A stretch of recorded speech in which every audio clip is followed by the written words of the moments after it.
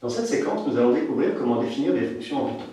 Une fonction Python est définie à l'aide du mot-clé def, suivi de son nom, ses arguments entourés de parenthèses, et se termine à la fin de ligne par un 2 points. Comme pour tout 2 points, l'interpréteur Python attend une indentation à la ligne suivante. Le bloc de code, ainsi commencé, va contenir le corps de la fonction.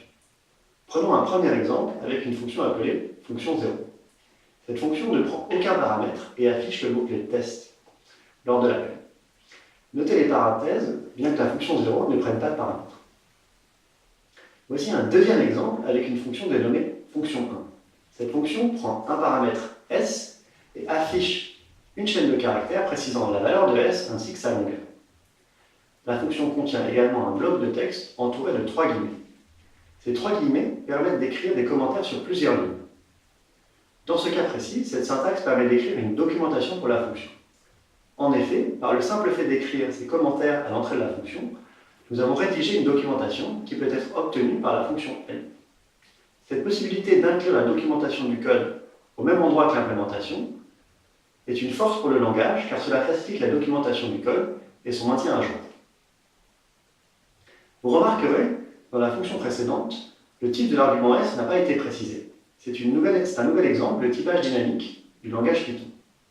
Pour s'en rendre compte, nous pouvons appeler la fonction avec une liste d'entiers et obtenir 1 de 3 et de longueur 3, mais également sur la chaîne de caractères test et obtenir test et de longueur 4, ce qui est correct.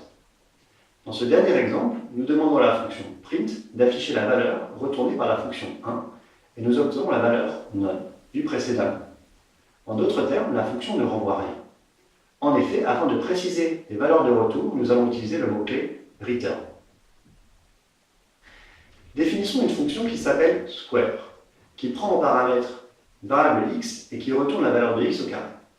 On écrira return x étoile étoile 2.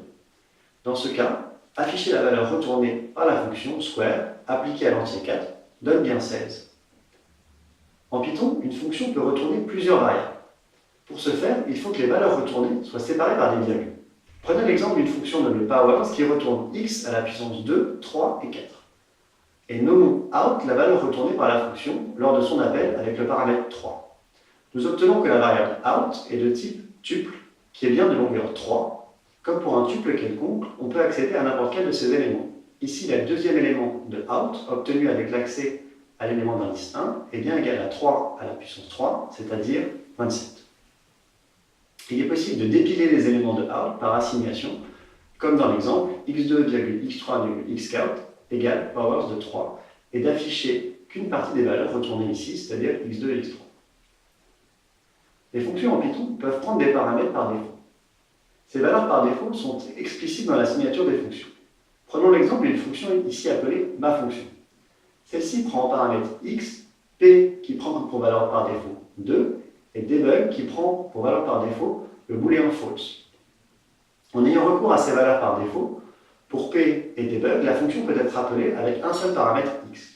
Dans ce cas, p prend alors sa valeur par défaut 2, et la fonction appelée avec la valeur 5 renvoie 5 à la puissance 2, c'est-à-dire 25.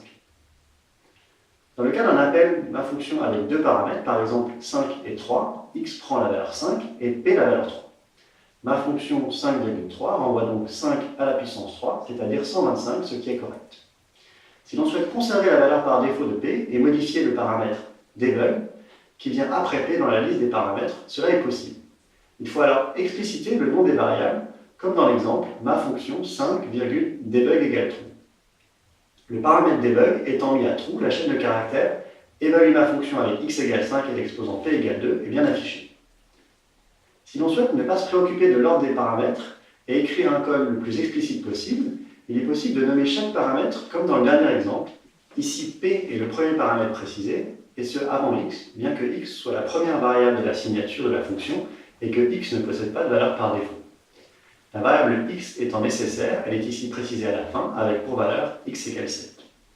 Pour finir cette introduction aux fonctions en Python, je me dois de préciser que les paramètres passés en entrée des fonctions ne sont pas copiés.